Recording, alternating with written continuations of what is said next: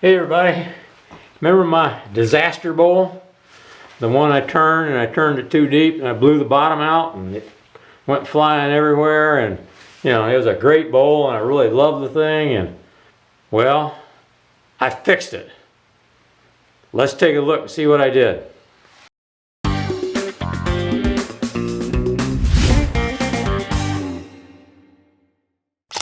Well, the first thing I did, I cut a round off the log, a lot thicker than this. I cut about 5 inches, a round off the log. And then I hot glued a tenon on the back, like so. Then I glued this edge onto the bottom of the bowl. I turned it round to where it's the same size as the bottom of the bowl. And I glued it on with PVA glue. Let it dry for a day. Then I turned it up. Now you have to use your imagination here. The bowl is sitting here with a hole in the bottom, and this is down in the bottom, and there's about that much gap between the bottom of the bowl and the top of this. I filled that with clear resin. Now the bottom of the bowl was tapered. It wasn't flat across. It was concave, so it set level.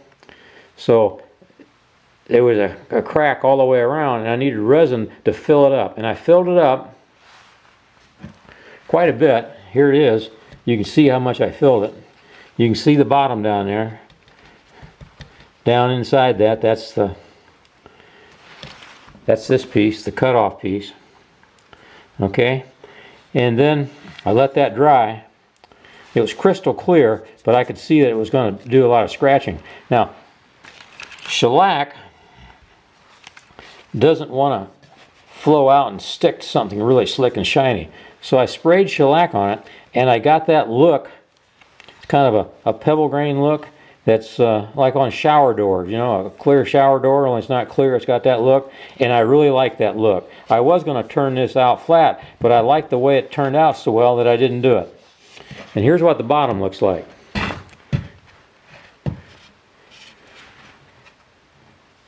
The light colored, that's the cutoff piece that I glued on the bottom. And then I took my gouge and I smoothed this out round. The bowl had gotten out of round. I rounded it again, inside and out. And that's what I did. So you can save, when you turn the bottom out of a bowl, you can save it if it's just not totally split and torn all apart. And I did that one. And I tell you what, I think it looks really nice. Let's take a look at it sitting on a table. Well, here's what it looks like on a table.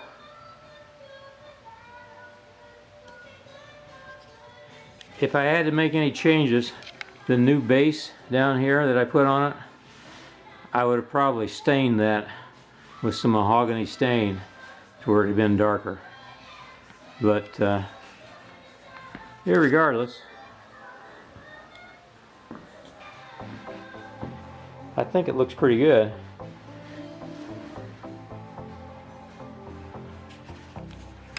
So you can fix them. It's not an automatic throwaway. Just takes a little ingenuity. Well, I just love this Western red cedar. If you can find a log that's big to where you can turn a bowl. This log was about 14, 15 inches across, which is a big cedar tree for around here. And I got a lot of 6 to 8 inch logs out of the same little patch. There's a new housing development and they were cutting all the cedar trees out. And I got blessed. Just love it. The only thing I don't like about cutting cedar, well, I tell you, you gotta wear a mask. You don't have a choice. It will choke you out. I read up on it. It causes asthma and everything else. You know, it smells great, but man, I tell you, you have to wear a mask. There's no two ways or twice, and it better be a good one too. Fit really tight. So anyway, well, that's what we're doing. Yeah, I hope you learned a little confidence in that you can fix a disaster bowl, just like I did. And in the meantime, if you like this little short, thumbs up. subscribe, pass it on to your friends, leave some comments. You know, woodworkers, we need to stick together. I get all kinds of comments when I do reviews of things that had nothing to do with woodworking. I did a video on a Duxtop cooker. That's one of those induction cookers. And I did 3 videos, I think, on it. And I got over 50,000 views on those 3 videos. One of them's got 38,000 views. And comments like you wouldn't believe. Got nothing to do with woodworking. So leave some comments. In the meantime, keep your sleeves out of the lathe. Wear your mask, protect your eyes. I'll catch you on the rebound. Bye now.